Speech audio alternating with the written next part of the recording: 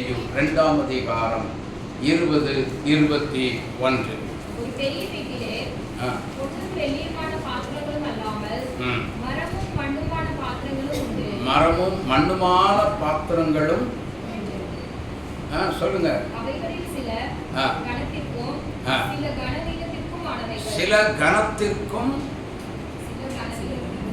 சில கனவீனத்திற்கும் ஆன பாத்திரங்களும்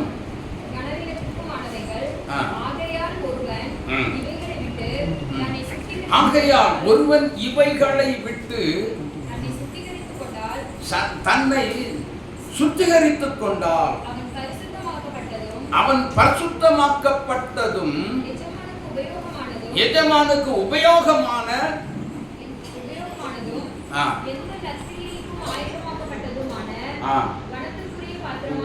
கனத்துக்குரிய பாத்திரமாய் எஜமானுக்கு உபயோகமான ஒரு பாத்திரமாய் இருந்தால் மட்டும்தான்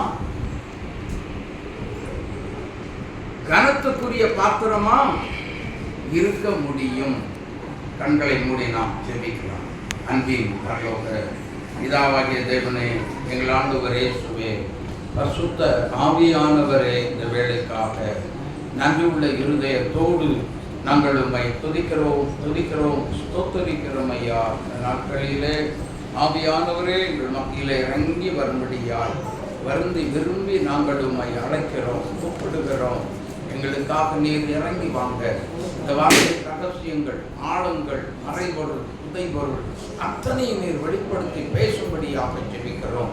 கிரியைகளை நடக்க வேண்டுமாய் நாங்கள் ஜெபிக்கிறோம் ஐயா. இயேசுவே, கிரியைகளை நடப்பீங்க. ஜனங்களுடைய இருதயங்களுக்கு ஏற்றவாறு நீங்க சத்தியங்களை வெளிப்படுத்தி நீங்க பேசும்படியாக ஜெபிக்கிறோம்.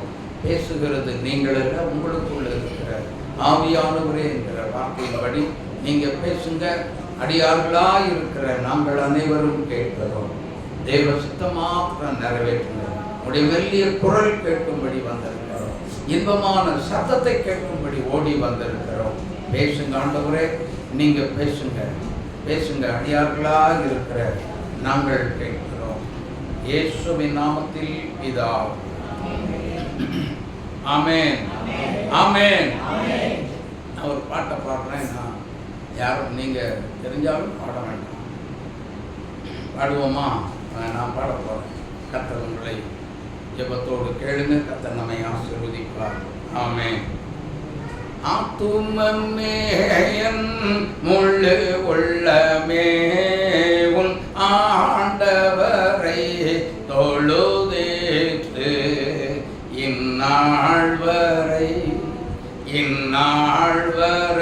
அன்பு வைத்தாதரித்த ஆண்டவரை தொழுதேத்து போற்றிடும் பானோர் புகுதலத்துள்ளோ, போற்றிடும் பானோர் புகுதலத்துள்ளோ, சாற்றுதற்கரிய தன்மையுள்ள ஆண்டவரை தொழுதேத்து இந்நாள் வரை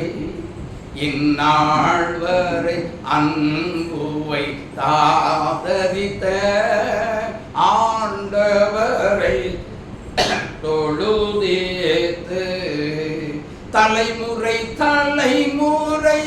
தாங்கும் வினோத, தலைமுறை தாங்கும் வினோத, உலகமும் தோன்றி ஒளியாத ஆண்டவரை தொழுதேத்து இந்நாள் வரை அன்பு வைத்தாதரித்த ஆண்டவரை தொழுதேத்து தினம் உலகினில் செய்வலவான, தினம் உலகினில் செய்வலவான வினை பொறுத்தருளும் மேலான ஆண்டவரை ஆண்டவரை தொழுதேத்து இந்நாள் வரை அன்புவை தாதரித்த ஆண்டவரை தொழுதேத்து ஊற்றுனக்கிறங்கி உரிமை பாராட்டும் ஊற்றுனக்கிறங்கி உரிமை பாராட்டும் முற்றும் கிருபையினால் முடி சூட்டும் ஆண்டவரை தொழுதேத்து இந்நாள் வரை அன்பு வைத்தாதரித்த ஆண்டவரை தொழுதேத்து துதிமிகும் தேர ஸ்தோத்தரி தினமே துதிமிகும் தேர ஸ்தோத்தரி தினமே இதயமே உள்ளமே என் மனமே ஆண்டவரை தொழுதேத்து இந்நாள் வரை அன்பு வைத்தாதரித்த ஆண்டவரை தொழுதேத்து. அல்லேலூயா அல்லேலூயா. இப்படி ஒரு ராகம் பழைய காலத்தில் பாடுவாங்க. நாங்கள்லாம் சின்ன குழந்தையா இருக்கும் பொழுது இந்த ராகத்தில் தான் திருச்சபையில் பாடுவாங்க. ஆமே. ஆனால் இப்போ அதெல்லாம் வேறு வித்தியாசமாக மாறிப்போச்சு. அதனால தான் தெரிஞ்ச பாட்டாக இருந்தாலும் இந்த ராகத்தில் பாட வேண்டும் என்று சொல்லி பாடினது. ஆமே. சரி, தேவனுடைய பிள்ளைகள் நன்றாக கவனிக்க வேண்டும். மறுபடியும் அந்த வசனத்தை வாசிங்க. 2 தீமோத்தேயு 2ஆம் அதிகாரம் 20-21 வசனத்தை நாம் வாசிக்க கேட்கிறோம். வீட்டிலே பொன்னும் வெள்ளியுமான பாத்திரங்களும் அல்லாமல் மரமும் மண்ணுமான பாத்திரங்களும் உண்டு. அவைகளில் சில கனத்திற்கும் சில கனவீனத்திற்குமானவைகள்.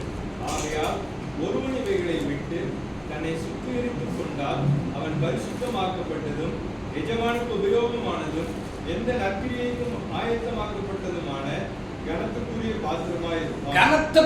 பாத்திரமாய் இருப்பான். அல்லேலூயா. அந்த வசனத்தினுடைய தலைப்பை நீங்க கொஞ்சம் கவனிச்சு பாருங்க, படிக்கிறத.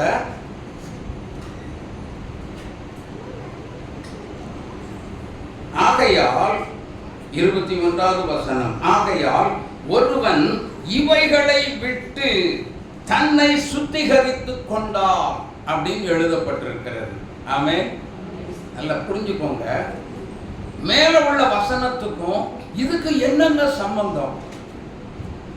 பாத்திரங்களை குறித்து பேசிட்டு ஆண்டவர் சொல்றாரு, இவைகளை ஒருவன் விட்டு என்ன செய்யணும்? என்ன செய்யணுமா? தன்னை சுத்திகரிக்க வேண்டும். அப்போ தன்னுடைய பாத்திரங்கள் தேவன் நல்லா புரிந்து கொள்ளுங்க. மறுபடியும் சொல்லுகிறேன், தன்னை சுத்திகரித்துக் கொள்ள வேண்டும் என்று சொன்னால் ஒரு பாத்திரம் உபயோகப்படுத்திக் கொண்டே இருக்கக்கூடிய ஒரு பாத்திரம் வீட்டில் அனுதினமும் சுத்தப்படுத்திக் கொண்டே இருப்பது போல ஒவ்வொரு தேவனுடைய பிள்ளைகளுடைய ஜீவியமும் அனுதினமும் என்ன செய்யப்பட வேண்டும்? பரிசுத்தத்துக்கு நேராய் வழி நடத்தப்பட வேண்டும். அதுதாங்க கர்த்தர் சொல்றார். இவைகளை விட்டு, எவைகளை விட்டு? இந்த உலக காரியங்களை விட்டு அதத்தான் லேவியராகமம் 20:26 சொல்றார் பாருங்க. தெளிவா சொல்றார் பாருங்க. கவனிங்க, வாசிங்க. கர்த்தராய் இருக்கிற நான் பரிசுத்தராய் இருக்கிறது போல நீங்களும் எனக்கு ஏற்ற பரிசுத்தராய் இருப்பீர்களாக. நீங்கள் மறுபடியும் அழுத்தமா சொல்றாரு, நீங்க நீங்கள் என்னுடையவர்களாய் இருக்கும்படி உங்களை மற்ற ஜனங்களை விட்டு என்ன செஞ்சிருக்கிறார். அதனால தான் சொல்றாரு, இந்த உலக பிரகாரமாக எத்தனையோ பாத்திரங்கள் இருக்கலாம் வீட்டுக்குள்ள, எத்தனையோ பாத்திரங்கள் இருக்கலாம் நம்ம வீட்டுக்குள்ள. ஆனா எல்லாத்தையும் எடுத்து ஒரே நேரத்தில் ஒரே நாளில் பயன்படுத்துறோமா? இல்லவே இல்லை. ஏன் அதை பத்திரப்படுத்தி வச்சிருக்கிறோம்? ஏன் ஒன்றை மட்டும் தனியா எடுத்து வச்சு தினமும் உபயோகப்படுத்துகிறோம்? அதை கொஞ்சம் கவனிக்கணும். அந்த பாத்திரங்கள் இல்லாவிட்டால் நம்முடைய வாழ்க்கையில ஒரு உணவுக்கான சில பாத்திரங்கள் நமக்காக தெரிந்தெடுத்து வைத்து, பால் காய்க்கிறதுக்கு ஒரு பாத்திரம், குழம்பு வைக்கிறதுக்குன்னு ஒரு பாத்திரம், டீ வைக்கிறதுக்குன்னு ஒரு பாத்திரம், எல்லாமே தனித்தனியா இருக்கும். பால் காய்க்கிறதுக்கு ஒன்று, டீ வைக்கிறதுக்கு ஒன்று, அப்புறம் சாப்பாடாக்குறதுக்கு ஒன்று, சமையல் பண்ணுகிற சில மசாலா பொருட்களை வைக்கிறதுக்கு ஒரு சில பாத்திரங்கள் எல்லாம் தனித்தனியாக உண்டு. ஆனால் இந்த வேதத்தில் சொல்லப்பட்டபடி இந்த பாத்திரங்கள் கனத்துக்குரிய பாத்திரம், கனவீனத்துக்குரிய பாத்திரங்கள். கனவீனத்துக்குரிய பாத்திரம் எதை குறிக்கிறதுனா பேய்களின் பாத்திரம். அல்லேலூயா, அல்லேலூயா. அதற்கு ஒரு வசனத்தை நான் சொல்றேன். 1 கொரிந்தியர் 10ஆம் அதிகாரம்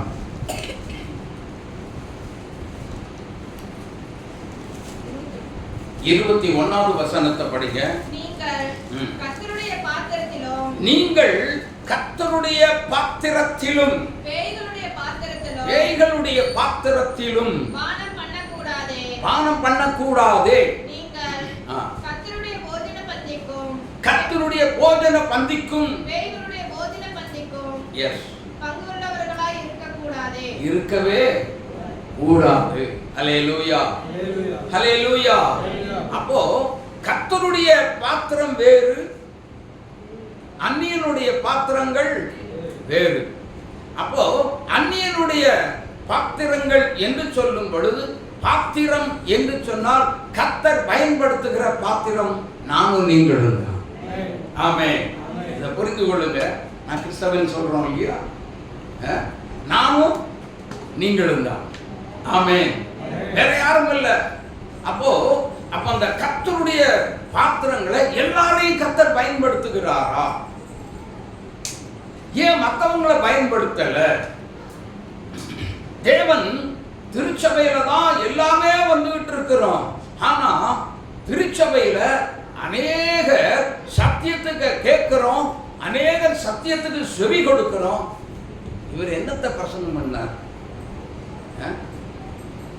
கேலியும் கிண்டலும் நையாண்டியும் பேசிட்டு நம்ம என்ன பண்றோம்? பாவம் செய்கிறோம், சத்தியத்துக்கு எதிர்த்து நிற்கிறோம். இவைகளெல்லாம் என்ன யாருன்னு கேட்டீங்கன்னா, இப்படித்தாங்க சத்தியத்துக்கு எதிர்த்து நிற்கிறவங்களை தான் பிசாசு கேட்ச் பண்ணி என்ன செய்வான் அப்படின்னு கேட்டீங்கன்னா, கள்ள தீர்க்கதரிசிகளாக உருவாக்குகிறான். திருச்சபைக்குள்ள கள்ள போதகனா உருவாக்குகிறான், கள்ள அப்போஸ்தலனா உருவாக்குகிறான். அல்லேலூயா, அல்லேலூயா. எனக்கு அன்பான தேவனுடைய பிள்ளைகளே, நன்றாக கவனிங்க. எப்படி உருவாக்குகிறான் அப்படின்னா, 2 தீமோத்தேயு 2ஆம் அதிகாரம் 9வது வசனத்தை வாசிங்க.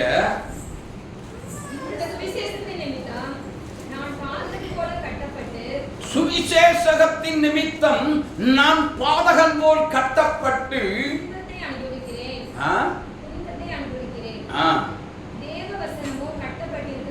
தேவனுடைய வசனமோ 2 தீமோத்தேயு 2ஆம் அதிகாரம் 18வது வசனம். அவர்கள் சத்தியத்தை விட்டு விலகி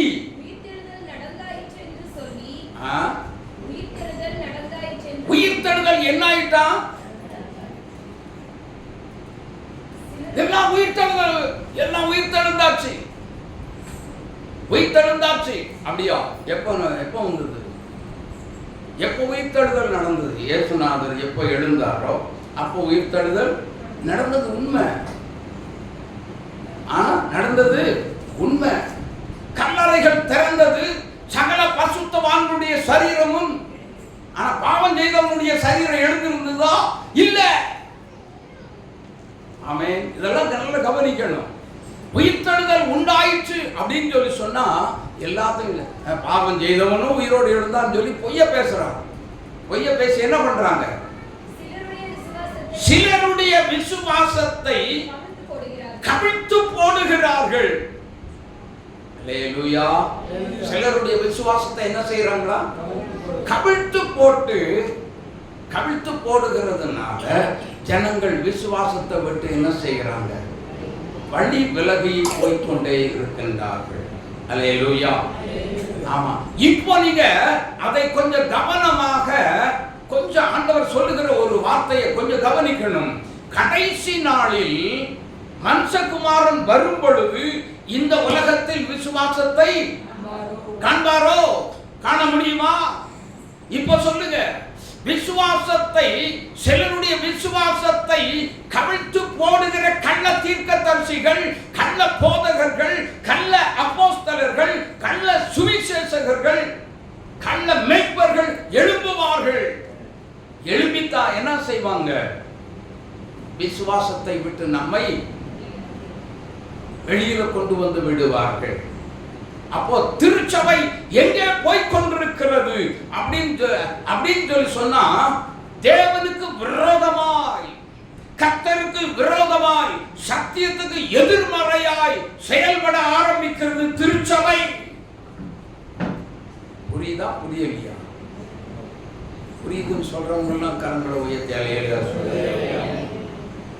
அதனால நல்ல விசுவாசி என்று சொல்லுகிற தேவனுடைய பிள்ளைகள் விசுவாசத்தை விட்டு ஒருபோதும் ஒரு காலம் நாம் என்ன செய்யக்கூடாது? வழி விலகி வெளியில போயிடாதீங்க. ஆமென். ஆமென். கவிழ்த்து போடக்கூடிய சில கண்ட போதகர்கள், கண்ட ஊழியக்காரங்க வீட்டுக்குள்ள விட்டீங்கன்னா இதான் நிலைமை. உங்களுக்கு தெரியாத யாரையுமே என்ன செய்யாதீங்க, உங்க வீட்டுக்குள்ள விட்டுறாதீங்க. அதுவும் இந்த காலத்துல சினிமா பாட்டை பாடி டான்ஸ் ஆடி, இதுதாயா உங்களுக்கு கர்த்தர் சொல்லுகிற தீர்க்க தரிசனம் என்று சொல்லுகிற ஊழியக்காரங்க ஒரு இடத்துல தான் அப்படின்னு சொல்லி பார்த்தா பல ஊருக்குள்ள எழுப்பிட்டாங்க. ஆமென். அதனால தயவு செய்து சொல்லுகிறேன், யாரையும் உங்களுடைய திருச்சபை, உங்களுடைய போதகரை தவிர யாரையுமே உள்ள என்ன செய்யக்கூடாது. அனுமதித்தால் உங்களுடைய விசுவாசத்தை என்ன செய்வாங்க? தேவன் மேல் வைத்த விசுவாசத்தை விட்டு உங்களை வெளியில தள்ளி எடுத்துக்கொண்டு போய்விடுவான் பிசாசானவர். ஆமென். ஆமென். அப்போ என்னடா ஜெபம் வர மாட்டாங்க? ஏன் ஜெபம் வர மாட்டாங்க? ஏன் ஜெபம் நமக்கு வரல அப்படின்னு சொல்லி ரொம்ப என்ன செய்வீங்க? ரொம்ப அங்கலாய்ப்பீங்க, ரொம்ப சஞ்சலப்படுவோம், வருத்தப்படுவோம், வேதனைக்குள்ளாக்கப்படுவோம். ஆனால் பரிசுத்த ஜீவியமும் வராது. கொஞ்ச நாள் தான். அதுக்கப்புறம் ஆலயத்துக்கு போறதுக்கும் சொல்லுங்க மனசு வராது. ஒரே தூக்கம். அப்படியே வல்ல தல்லையா சபைக்குள்ள போனா என்ன செய்யும்? தூக்கம் தான் வரும். வேற எதுவுமே காலையில விழாது. தூங்கி எந்திரிச்சிட்டே போயிட்டே. வேதம் சொல்லுகிறது ஆவிக்குரிய வாழ்க்கையில. அதனால தான் நீ விழிப்புள்ளவர்களாக என்ன செய்யணும்? ஜெபம் செய்ய வேண்டும். Watch and pray. எதற்காக சொன்னாங்கன்னா, திருச்சபை விழித்திருக்க வேண்டும், ஏமாற்றம் அடைந்து விடக்கூடாது, சத்தியத்தை விட்டு வழி விலகி தேவன் விரும்பாத பாத்திரமாய், தேவன் வெறுக்கிற ஒரு பாத்திரமாய், நம்முடைய கர்த்தர் வெறுக்கிற ஒரு பாத்திரமாய் நம்ம போயிடக்கூடாது. அதற்கு தான் ஆவியானவர் என்ன செய்கிறார் சொல்லுங்க? இப்படி எச்சரிக்கிறார். ஆமென். ஆமென். சில வீட்டில் சப்பல் விழுந்த பாத்திரமெல்லாம் உடைஞ்ச பாத்திரம். உடைஞ்ச பாத்திரமெல்லாம் உபயோகத்துக்கு ஆகாது. அதை உபயோகப்படுத்த விரும்ப மாட்டோம். எனக்கு அன்பானவர்களே, கொஞ்சம் யோசித்து பாருங்க. அந்த பாத்திரத்தை எப்படி பயன்படுத்தினாங்கிறத காலையில் பார்த்தோம். சரியா? அல்லேலூயா. கர்த்தருடைய பிள்ளைகளே, ஆனால் அந்த பாத்திரத்தில் கர்த்தர் வச்சா என்னென்னலாம் வைப்பார்? கர்த்தர் பயன்படுத்துகிற பாத்திரத்துக்குள்ள முதலாவது வைக்கிறது என்ன தெரியுமா? சங்கீதம் 116:13. 116:13 ரட்சிப்பின் பாத்திரம். பாவத்திலிருந்து விடுதலை செய்த, விடுதலை ஆக்கப்பட்டு இயேசு கிறிஸ்துவின் இரத்தத்தினால் கழுவப்பட்ட ஒரு பாத்திரம். அது தூய்மையான ஒரு பாத்திரம். அல்லேலூயா, அல்லேலூயா. அது 1 யோவான் 1:7 வாசித்து பார்க்கும் பொழுது, இயேசு கிறிஸ்துவினுடைய இரத்தமோ சகல பாவங்களை நீக்கி நம்மை, அது சுத்திகரிக்கப்பட்ட பாத்திரம். என்ன பாத்திரம்? என்ன பாத்திரம்? அழுக்கே இல்லாத ஒரு பாத்திரம். ஆமென். அழுக்கு படிந்த சட்டையை போடுவீங்களா? சொல்லுங்க, சொல்லுங்க. யாராவது போட விரும்புவீங்களா? அதே போலத்தான் தூசி இருக்கிற எந்த ஒரு பாத்திரத்தையும் நீங்க என்ன செய்ய மாட்டீங்க? என்ன செய்ய மாட்டீங்க? விரும்பவே மாட்டோம். அதே மாதிரி தான் பாவம் என்னும் அழுக்கு இருந்தால், பாவம் என்னும் அசுத்தம் இருந்தால், நம்முடைய வாழ்க்கையில தேவனாகிய கர்த்தர் நம்மை பயன்படுத்த மாட்டார். அப்ப யாரு? அப்ப கர்த்தர் பயன்படுத்தாத ஒரு பாத்திரம் என்று சொன்னால் யாரோ ஒருத்தர் வந்து எடுத்துக்கொள்வாங்க. அவன் தான் யாரு? லூசிபர். தேவனால் தள்ளப்பட்டவன். அப்படிப்பட்ட பாத்திரம் தான் அது அவனுக்கு உபயோகமாகும். அப்படிதானா? அது கர்த்தர் வெறுக்கிற ஒரு பாத்திரமா நானும் நீங்களும் என்ன செய்யக்கூடாது? சரி. மத்தேயு எழுதின சுவிசேஷம் 25:4 வாசிங்க சீக்கிரம். நேரம் இல்லை. புத்தி உள்ளவர்கள், புத்தி இல்லாத, ரெண்டு சாரார குறித்து காலையில அப்படி ஸ்டார்ட் பண்ணோம், அதோட நின்று போச்சு. அப்படிதானா? ஆமா. புத்தி உள்ளவர்கள், புத்தி இல்லாதவர்கள். புத்தி உள்ள ஒரு கூட்டம், புத்தி இல்லாத ஒரு கூட்டம். சத்தியத்துக்கு கீழ்ப்படிந்த கூட்டம், சத்தியத்துக்கு கீழ்ப்படியாத ஒரு கூட்டம். பாவம் அழுக்கு இல்லாத ஒரு சுத்தமான ஒரு பாத்திரம், அழுக்கு படிந்த அசுத்தமான ஒரு பாத்திரம். அசுத்தமான புத்தி இல்லாதவங்க அசுத்தமான பாத்திரம். சத்தியத்துக்கு கீழ்ப்படியாத ஒரு பாத்திரம், சத்தியத்தை வெறுத்த ஒரு பாத்திரம், விசுவாசத்தை மறுதலித்த ஒரு பாத்திரம். ஆமென், ஆமென். அப்போ இந்த விசுவாசம் இல்லாத ஒரு பாத்திரம். அதனால தான் தெளிவா ஆண்டவர் சொல்றாரு, விசுவாசத்தினால் வராத யாவும். இப்ப சொல்லுங்க, சத்தமா சொல்லுங்க. விசுவாசத்தினால வராத யாவும் பாவமே.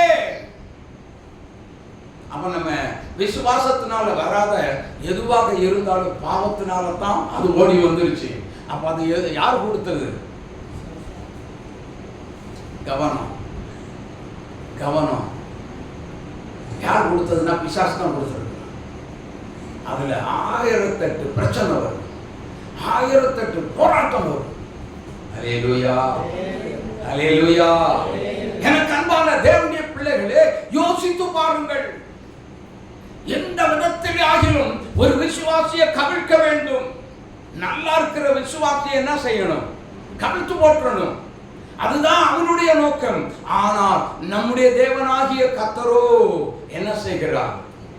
ஏன் விசுவாச சோதனையை கொண்டு வரார் ஒரு விசுவாசிக்கு? இப்ப சொல்லுங்க, இப்ப சொல்லுங்க. விசுவாசத்துல ஏன் சோதனை வருது? விசுவாசத்துல உறுதியா நிற்பதற்காகத்தான். ஆமே. விசுவாசத்துல உறுதியா நின்று சாதிப்பதற்கு தான் விசுவாச சோதனை வந்து கொண்டிருக்கிறது. அல்லேலூயா. அப்படின்னா நானும் நீங்களும் விசுவாசத்திலே சுத்த பொன்னாய் விளங்க வேண்டும் என்று ஆவியானவர் விரும்பித்தான் விசுவாச சோதனை வருகிறது. ஆபிரகாமுக்கு வந்துச்சு இல்ல? ஆபிரகாமுக்கு வந்துச்சா இல்லையா? மோரியா மலையில உன் பையனை கொண்டு பலி செலுத்துப்பா அப்படின்னாரு. செலுத்தினாரா இல்லையா? விசுவாச சோதனை. எப்படி? இதெல்லாம் ஒரு விசுவாச சோதனையா? எஸ். எப்படி? குழந்தையே இல்லாத 90 வருஷம் காத்துக்கிட்டு இருக்கிறான். ஆனா 90 வருஷத்துக்கு அப்புறம், வயதுக்கு அப்புறம் சாராள், வேதம் சொல்லுகிறது, ரோமர் 4ஆம் அதிகாரத்தில் வாசிக்கிறோம், சாராளுடைய கர்ப்பமும் என்னாயிற்று? செத்து போய்விட்டது. சாராளுடைய கர்ப்பம் செத்து போச்சு. ஆபிரகாமுடைய சரீரமும் நத்திங், ஒண்ணுமே இல்லை, ஒண்ணுமே இல்லை. ஆனா அந்த ஒன்றில்லாத இடத்துல தான் ஒரு ஈசாக்கை கர்த்தர் கொடுத்து, ஒரு கர்ப்பத்தை உண்டாக்கி கர்த்தர் கொடுத்து என்ன செய்தார்? அந்த ஜீவனை உருவாக்கி என்ன செய்தார்? உங்களுக்கு கொடுத்தார். ஆமென். இதோ கர்ப்பத்தின் கனி கர்த்தரால் வரும் சுதந்திரம் என்று வேதம் சொல்லுகிறது. ஆனால் அதே நேரத்தில் நீ உன் ஏக சுதன் என்று பாராமல் நான் காண்பிக்கும் ஒரு மலை வந்து உன் மகனை நீ என்ன செய்? பலி செலுத்து சொன்னாரா? செலுத்தினாரா? காலையில் எழுந்தா, காலையில் எழுந்திருந்து கழுதையை சேணம் கட்டிக்கொண்டு மலையை நோக்கி நடந்தார். ஏழை ஆட்களும் கடந்து போனார். ஈசாக்கோடு கடந்து போனார். பலிபீடத்தை கட்டினார், விறகை அடிக்கிறார். போற வழியில மகன் கேட்கிறாரு, ஈசா கேட்கிறாருங்க, அப்பா எல்லாம் கரெக்ட், எல்லாம் கரெக்ட் அப்பா, விறகு இருக்கு, நெருப்பு இருக்கு, பலியான ஆட்டுக்குட்டி எங்க? நல்ல ஒரு வாலிப வயது. யோசித்து பாருங்க. கையை கட்டுறாரு, காலை கட்டுறாரு. எங்க வச்சு? பலிபீடத்துக்கு முன்னாடி. அவர் என்னைக்கு இயேசு கிறிஸ்து என்றைக்கு வாய் தரவாத ஆட்டை போல் அமைதியாய் தன்னை அடிக்கப்படும் பொழுது அப்படியே முதுக கொடுத்துட்டு நின்றுகிட்டு இருந்தாரோ, அதே போலத்தான் ஈசாக்கும் தன்னுடைய கையை கட்டும் பொழுது, காலை கட்டும் பொழுது, தூக்கி பலிபீடத்தில் வைக்கும் பொழுது அமைதியாக வாய் தரவாத ஆட்டை போல இருந்தார். கத்தி எடுத்தார், வெட்டுவதற்கு ஓங்கினார். ஆபிரகாமே, ஆபிரகாமே, மகனை மேல் கை போடாது. விசுவாச சோதனை, விசுவாச சோதனை. எனக்கு அன்பானவர்களே, கொஞ்சம் யோசித்து பாருங்க. எபிரேயர் 11ஆம் அதிகாரத்தில் 10-11 வசனங்களை வாசித்து பாருங்க. அதுதானா? அவன் திரும்ப என்ன செய்தானா? பாவனையாக திரும்ப பெற்றுக்கொண்டான் என்று எழுதியிருக்கிறது. எனக்கு அன்பானவர்களே, யோசித்து பாருங்க. மறுபடியும் அவனை பலி செலுத்தி திரும்பவும் பாவனையாக பெற்றுக்கொண்டான். விசுவாச சோதனை. ஃபெயிலியர் ஆயிட்டோம், இதுல நம்ம விட்டுட்டோம் அப்படின்னு சொல்லி சொன்னா, அடுத்தது பக்கத்துல ரெட்டியா நின்று கொண்டிருக்கிறான். யார் நின்று கொண்டிருக்கிறான்? பிசாசு நின்று கொண்டிருக்கிறான். இதுவரைக்கும் கர்த்தருடைய பாத்திரமாய் இருந்ததை இந்த விசுவாசத்தில் நாம் விழுந்து ஃபெயிலியர், நாம் தவறிவிட்டால் நம்மை தூக்கி கொண்டு போவதற்கு இந்த பாத்திரத்தை கர்த்தர் வெறுத்து பாத்திரம் வேண்டாம் என்று உதறி தள்ளும் பொழுது தன்னை தூக்கி கொண்டு போவதற்கு ஒருவன் காத்துக் கொண்டிருக்கிறான். என் அன்பு தேவனுடைய விசுவாசியே, அப்படிப்பட்ட ஒரு விசுவாச சோதனை வரும் பொழுது நாம் எப்படிப்பட்டவங்களாக இருக்கணும்? சொல்லுங்க, விழிப்புள்ளவர்களாக இருக்கணும். ஆமென். நம்ம எப்படி இருக்கணும்? விழிப்புள்ளவர்களா. இதனால தான் ஆண்டவர் என்ன சொன்னார்? நீங்கள் என்னோடு கூட சோதனைக்கு உட்படாதபடி என்ன செய்யுங்க? விழித்திருந்து ஜெபம் பண்ணுங்கள். ஆவி உற்சாகம் உள்ளதுதான், மாம்சமோ பலகீனம் உள்ளதுதான். அந்த பலகீனத்தை நீ பார்க்காத. அப்படி பார்த்தீங்கன்னா உன் விசுவாசம் உன்னை விட்டு எடுக்கப்பட்டு போய்விடும். நீ விசுவாசத்தில் தவறி விடுவாய் அப்படின்னு சொல்லித்தான் ஆண்டவர் என்ன சொல்லுகிறார்? ஆவியை பார், உனக்குள்ள இருக்கிற ஆவியானவர் பார், பரிசுத்தாவியானவரை நீ பார். உன்னை பலப்படுத்துகிறது அவர்தான். வேதம் சொல்லுகிறது. அப்போஸ்தலர் 1:8 வாசித்து பாருங்கள். விசுவாசத்தில் எப்படி பலப்பட முடியும்? வாசிங்க. பரிசுத்த ஆவி உங்களிடத்தில் வரும், அப்பொழுது நீங்கள் என்ன செய்வீங்க? பலன் அடைவீங்க. எதிலெல்லாம் பலன் அடைவோம்? பரிசுத்தத்தில் பலன் அடைவோம், விசுவாசத்தில் பலன் அடைவோம், ரட்சிப்பில் பூரண பலன் நமக்குள்ளே உண்டாயிருக்கும். அந்த ரட்சிப்பு பூரணப்படும் பொழுதுதான் ஆமென் பரிசுத்தத்துக்குள்ளே நாம் கடந்து போகிறோம். அல்லேலூயா. பரிசுத்தத்துக்குள்ளே கடந்து போன உடனே அடுத்த நொடியாக ஆவியானவர் நம்மை சாட்சியாய் எடுத்து நிறுத்தி பயன்படுத்துகிறார். அநேகர் ரட்சிக்கப்படுறாங்க. ஆமென் ஆமென். அப்ப நம்முடைய ஜீவியம் எப்படிப்பட்டதா இருக்கணும்? இப்ப சொல்லுங்க. ரொம்ப தேவனுக்கு முன்பதாக ஆதியாகமம் 17:1 வாசித்து பாருங்க. ஆபிராம் கிட்ட கர்த்தர் என்ன சொல்றாரு கவனிங்க. ஆபிராம் 99 வயதான போது கர்த்தர் ஆபிராமுக்கு தரிசனமாகி நான் சர்வ வல்லமை உள்ள தேவன், நீ எனக்கு முன்பாக நடந்து எப்படி இருக்கணுமா? உத்தமனா இருக்கணுமா? பெர்ஃபெக்ட்டா இருக்கணுமா? இருக்க முடியுமா? இருக்க முடியுமா? இருக்க முடியுதா? முடியலையா? முடியும். அப்பதான் விசுவாசத்துல உறுதியா நின்று சத்துருவை எதிர்த்து போராட முடியும். அல்லேலூயா. விசுவாசத்தில் அவனை எதிர்த்து நில்லுங்கள், அப்பொழுது அவன் உங்களை விட்டு. வசனம் இருக்குல்ல. ஏன் விசுவாசத்துல ஃபெயிலியர் ஆகிறோம்? ஏன் நாம் பலவீனமாகிறோம்?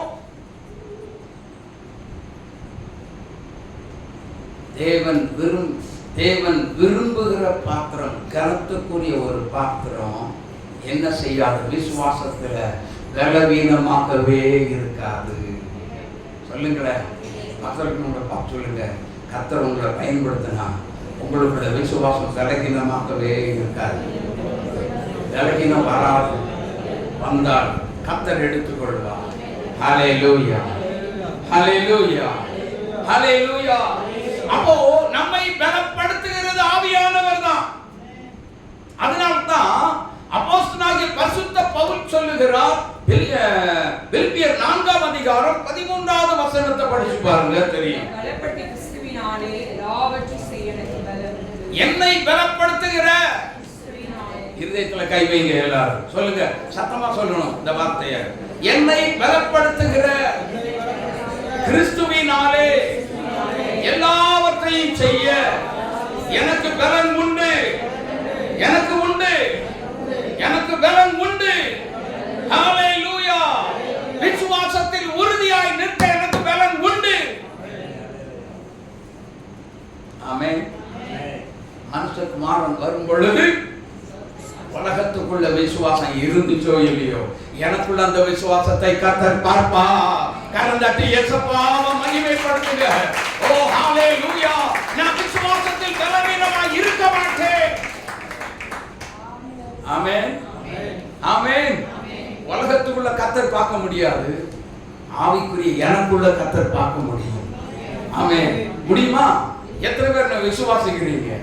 நல்ல கரங்களை உயர்த்தி ஏசப்பா, ஏசப்பா என் ஜீவியத்தை பார்த்து கொண்டே இருக்கிறீங்க. நான் உண்மையுத்தமா இருந்து உங்களுடைய விசுவாசத்தில் தவறி போய் விடாதபடி என் ஜீவியத்தை உங்க கரத்துல அர்ப்பணிக்கிறேன் அப்படின்னு சொல்லுங்க, சொல்லுங்க, சொல்லுங்க. ஏசப்பாட்ட சொல்லுங்க. ஒரு நாள் தவறி விழுந்து விடவே மாட்டார். ஹல்லேலூயா. கர்த்தர் என்ன பண்ணுவார்? செய்வார் அப்படின்னா அந்த விசுவாசத்தில் வழுக்கிற மாதிரி இருந்தாலும் சறுக்கிற மாதிரி இருந்தாலும் என் பிள்ளைய நான் பறந்து காக்கிற பட்சியை போல் வந்து என்ன செய்வேன் பாதுகாப்பேன். உங்களை பாதுகாப்பா, உங்களை காப்பா. விசுவாசத்தில் விடாதபடி கர்த்தர் பாதுகாத்துக் கொள்ளுவார். அப்போ பிரச்சனை வரும் பொழுது, போராட்டம் வந்தா, ஆபிரகாம பார்த்து சொன்ன மாதிரி நமக்கு சொன்னா விசுவாச போராட்டம் வந்தா நம்ம என்ன செய்வோம்? இப்போ சொல்லுங்க.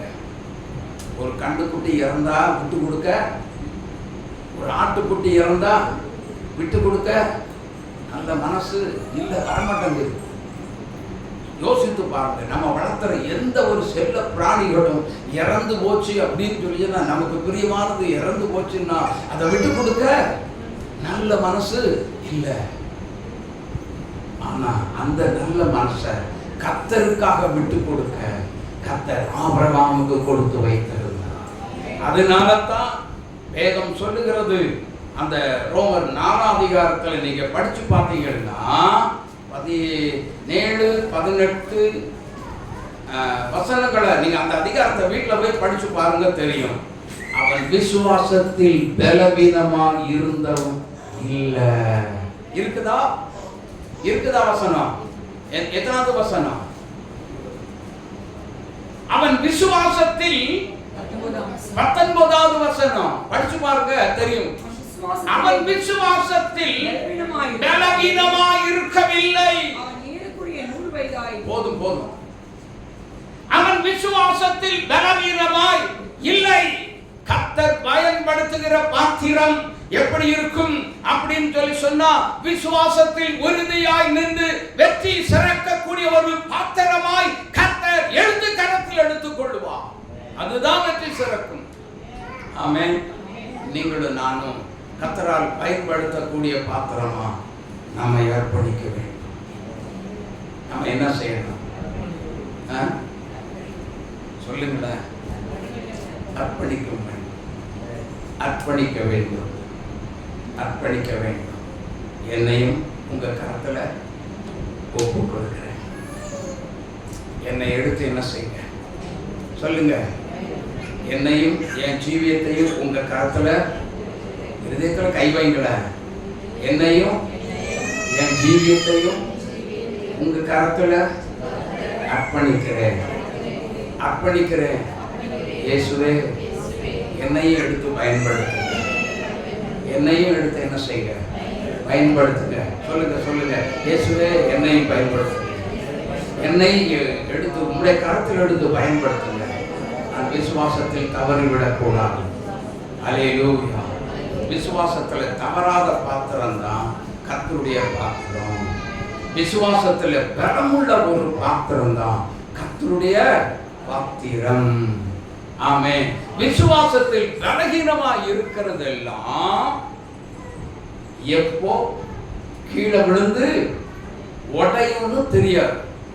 அப்ப அந்த பாத்திரத்துக்கு ஆபத்து இருக்கிறது. அப்புறம் அடுத்த நிமிஷமே அந்த பாத்திரம் கர்த்தருடைய கரத்துக்கு போனா, ஹலோ, கர்த்தருடைய கரத்துக்கு போயாச்சு அப்படின்னு சொல்லி சொன்னா, எதுக்கு போகுது? அவர் பலப்படுத்தி விடுவார். சொல்லுங்களேன். ஆமென். நான் பெண்களை குறித்து என்ன சொல்றது தெரியுமா? பெண்கள் இதெல்லாம் சொல்லிட்டே இருக்கக்கூடாது. இதெல்லாம் ஒருவேளை மாம்சத்துல பலகீனமா இருக்கலாம், ஆனா ஆவிக்குரிய வாழ்க்கையில பலகீனம் பெண்கள் என்ன, ஆண்கள் எவருக்குமே எல்லாமே சரிசமம் தான். ஆணென்றும் இல்லை, பெண்ணென்றும் இல்லை. அப்ப எல்லாருக்குமே கர்த்தர் கொடுக்கிற ஒரு காரியம் என்னன்னா, எல்லாத்தையுமே கர்த்தர் அப்போஸ்தலனாகிய பரிசுத்த பவுல் சொன்னது போல, என்னை பலப்படுத்துகிற ஆவியானவர் சத்தியத்தில் பலப்படுத்துவார், விசுவாசத்தில் பலப்படுத்துவார், பரிசுத்தத்தில் என்னை என்ன செய்வார்? பலப்படுத்துவார். அல்லேலூயா. அப்ப அந்த பரிசுத்தத்தில் பலப்படுத்துகிற ஆவியானவருக்கு நம்முடைய ஜீவியத்தை முழுமையாய் அர்ப்பணிக்கும் பொழுது ஜெப ஆவியிலும் நம்மை பலப்படுத்தி விடுவார். கரந்தட்டிய சபாவை மகிமைப்படுத்துவார். ஹalleluya ஹalleluya ஹalleluya. ஆமா தேவனுடைய பிள்ளைகளே, இன்னொரு பாத்திரத்தை பாருங்க. லூக்கா எழுதின சுவிசேஷம் 22ஆம் அதிகாரம் 20வது வார்த்தை.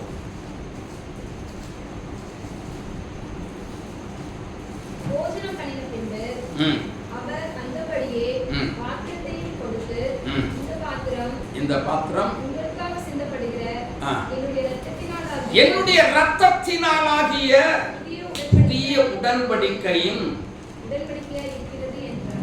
புதிய உடன்படிக்கையின் பாத்திரம். ஆமென். இரத்த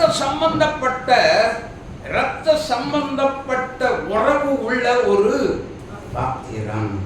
ஆமென். இப்போ இரத்த சம்பந்தம் அப்படின்னு யார் சொல்லுவாங்க? யார் சொல்லுவாங்க? அம்மா கூட பிறந்தத சொல்லுவாங்க, அப்பா கூட பிறந்தத கண்டிப்பா ரத்த சம்பந்தம் உள்ள இருக்கு அப்படின்னு சொல்லி கட்டாயமா சொல்லிடுவாங்க. அல்லேலூயா அல்லேலூயா. அவன் கூட பிறந்ததுகளை இருக்கிற யாரா இருந்தாலும் சரி, என் ரத்த சம்பந்தம் ஆமென் அப்படின்னு சொல்லிடுவாங்க. எனக்கு அன்பான கர்த்தருடைய பிள்ளைகளே, அதே மாதிரி தான் நம் எல்லாருமே இங்க பாருங்க, நம்ம எல்லாருமே ஒரே ரத்தத்தினால் மீட்கப்பட்டவங்க. அந்த ரத்தம் எனக்குள்ளே உங்களுக்குள்ளே தான் ஓடிக்கொண்டே இருக்கிறது. அதுதான் அந்த ரத்த சம்பந்தம் தான் நம்மை சத்தியத்திலும் ரட்சிப்பிலும் தேவனோடு உள்ள ஒரு உறவிலும் விசுவாசத்திலும் வளர்ச்சி அடைவதற்கு நம்மை பலப்படுத்துகிற ஒரு ரத்த சம்பந்தம் உடைய ஒரு உறவு. பரிசுத்த ஆவியானவரோடு உள்ள ஒரு நேரடி தொடர்பு. இதை விட்டுட்டு ஒரு கர்த்தர் பயன்படுத்துகிற ஒரு பாத்திரம் என்ன செய்யக்கூடாது? அதை விட்டுட்டு வெளியில வரக்கூடாது. ஹல்லேலூயா. அப்படி வந்தது உண்மையானால் பிசாசு புடிச்சிட்டு போயிடும். எச்சரிக்கையாக இருந்து கொள்ள வேண்டும். ஆமென் ஆமென். அதனால தான் கவனிச்சு என்ன செய்ய ஜோமன்னையா வாட்ச அப்படின்னு சொல்றார். விழித்திருந்து நீ ஜெபம் பண்ணு என்று சொல்லுகிறார். அல்லேலூயா.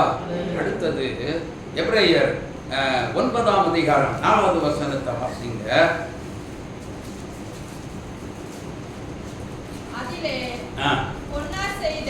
அதிலே பொன்னால் செய்த தூப கலசமும்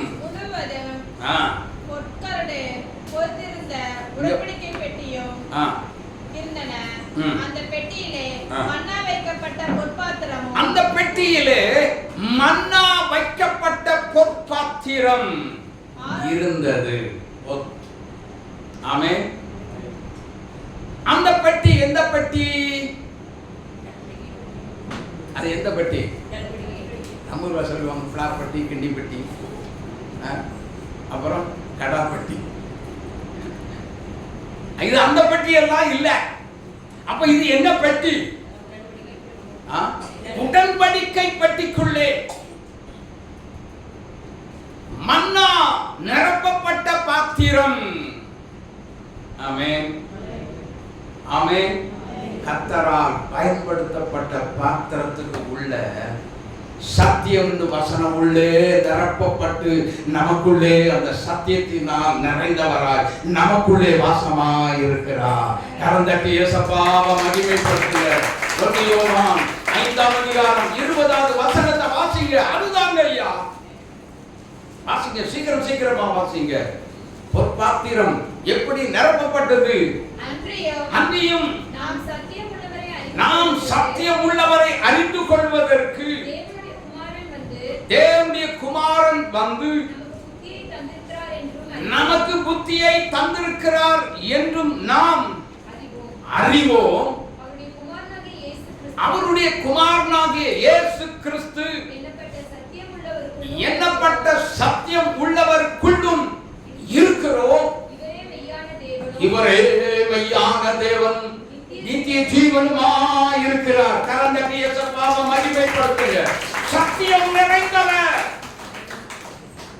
சத்தியம் நிறைந்தவர், சத்திய வசனத்தோடு நமக்குள்ளே நிறைந்தவராய் இருக்கிறார், நிறைவுள்ளவராய் இருக்கிறார். இந்த சத்தியத்துல ஒரு குறைவு இருக்குதோ? இருக்குதோ? இல்லவே இல்லை. ஆமென். சத்தியத்தை எழுதி கொடுத்தவரும் தன் விரலினால் எழுதினார்.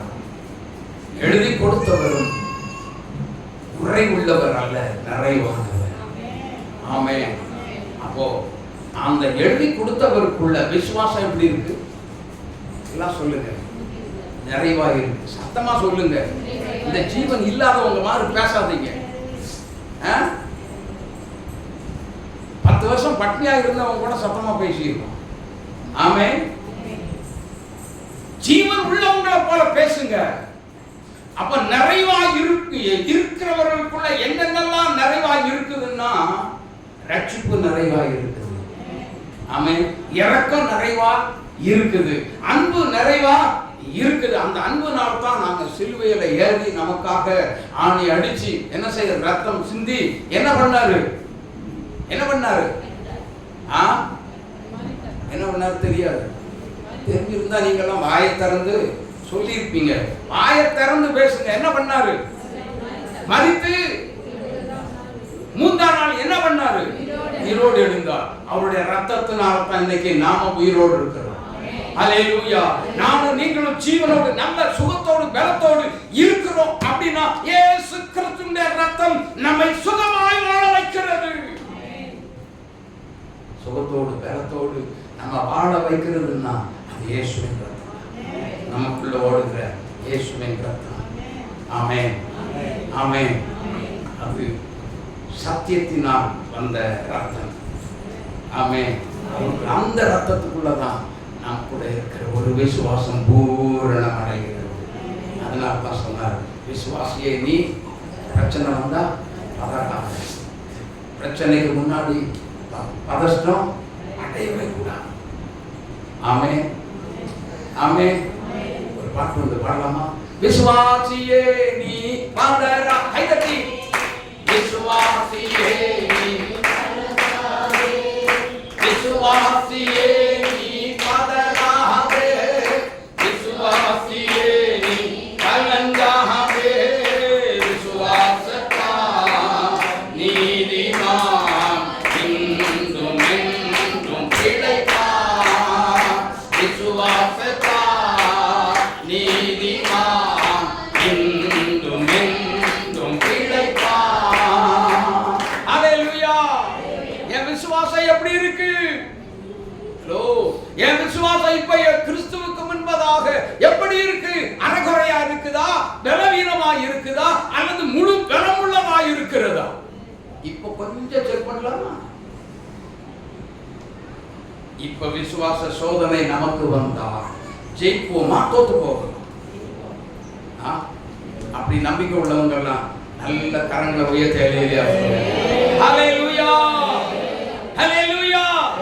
எல்லாருமே சொல்றீங்க. விசுவாசத்தில் உறுதியாய் நின்று சாத்தானை எதிர்ப்போம். வெற்றி பெறுவோம். வெற்றி பெறுவோம். ஜெயம் கொடுக்கிற கர்த்தர் நமக்குள்ளே இருந்து கொண்டுதான் இருக்கிறார். ஹல்லேலூயா.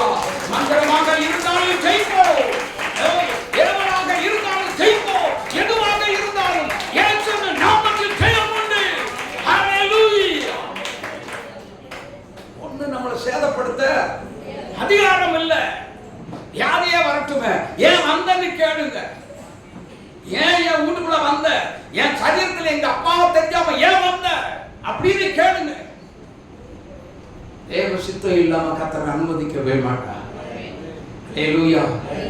கர்த்தர் பயன்படுத்துகிற பாத்திரமாக இருந்தார் கர்த்தர் நம்மை காப்பார். நம்மை வழிக்கு விடாதபடி என்ன செய்வார்? காப்பாரா? காப்பாரா? பாதுகாப்பு கொள்ளுவாரா? கொள்ள மாட்டாரா? எத்தனை பேருக்கு நம்பிக்கை இருக்கு? இயேசு காப்பா, உன்னை காப்பா, காத்தவர் காப்பா, இன்னும் இனி மேலும் காப்பிடுவா. கலங்காதே மனமே காப்பிடுவா. கண்ணை அழைத்தவர் கரமகை அவர் கைவிடா இருப்பா. கண்ணை